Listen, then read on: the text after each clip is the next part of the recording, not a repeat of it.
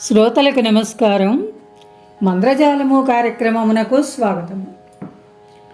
చీకటిలో ఎవరో చేరవచ్చి పాదముల వైపు నిలబడ్డారు.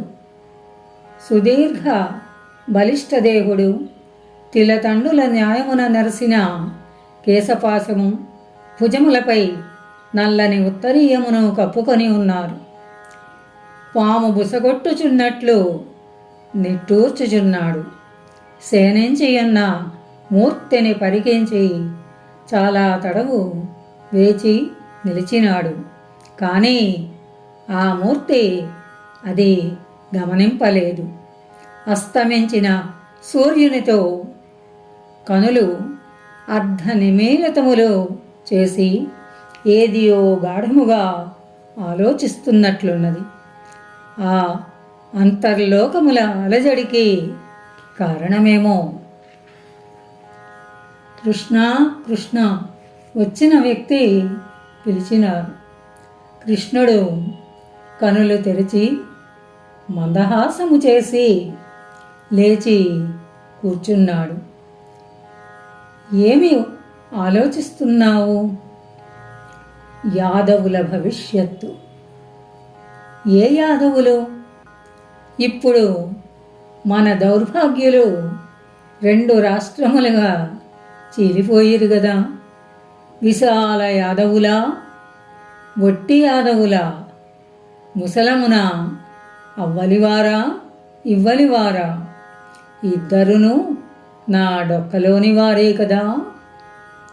అమాయక బాలుడా, డొక్కలో పుట్టకురుపు పుట్టిన వెనుక అది దుష్టాంగమే గాని ఒక మేనిలోని భాగమవుతుందా? అందలి సూక్ష్మజీవులు ఎవరికి వారే ఒకరినొకరు తినుచు కొస ప్రాణపు చైతన్యముతో లుకలుకలాడుచున్నారు. నీకు ఎందులకింకనో ఈ మమకారము? నాకు నిజముగా మమకారమున్నదందువా అన్నా? కృష్ణుడు జాలిగా నవ్వాడు. నీకున్నది లేదో, ఉన్నదో లేదో గాని నాకు దుర్వాసుని శాపము నాటి నుండియే యాదవులపై మమకారము అంతరించినది, ఏష్యభావము అంకురించినది. అన్నగారు క్షమింపవలెను. నీకును నాకును అది ఏ భేదము. నా హృదయమున ఏష్యభావమునకు స్థానము లేదు. వెరితముడా, ఇంకను ధర్మ సంస్థాపనపై నీకాశ ఉన్నదా? అందరూ అంతరించిన వెనుక నీ ధర్మము ఎవరి కోసము? కృంగిపోయిన సస్యములోని బీజములు మరల భూమి దున్నిన వెనుక నాటుటకు అక్కరకు వస్తాయి. రత్నగర్భను పండించుటలో సంవత్సర పురుషునకు విసుగు జనిస్తుందా? అంతరించిన వారెక్కడికి పోవుచున్నారు? మరల రాబోవు జాతులై నా నుండియే ఉద్భవింపగలరు. మరి ప్రస్తుతాంశము? ప్రస్తుతమెప్పుడునూ కాలగర్భములోనికి పోతూ ఉంటుంది. బలరాముడు మెల్లగా కృష్ణుని ప్రక్కన కూర్చున్నాడు. భుజమున చేయి వేసి జాలితో బుజ్జగిస్తూ ఉన్నాడు. ఇలా అంటున్నాడు. తమ్ముడా, బాల్యమాదిగా నిర్విరామముగా నీవు వనరించిన ఈ కృషికి ఇంతటి దుష్ట పరిణామము సంభవించుట ఎంత విచిత్రమో. దీనికంతకును కారణమేమై ఉండును? అన్నా, మీరు శరీరధారులైనప్పుడు మీ బుద్ధి పరిమితమైనది.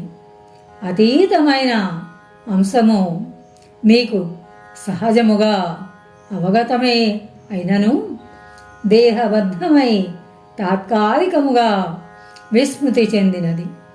నా సంకల్పము కాలస్వరూపమును శంసమును మరచితిరా, అందు కలి ప్రవేశముక అంగము కాదా?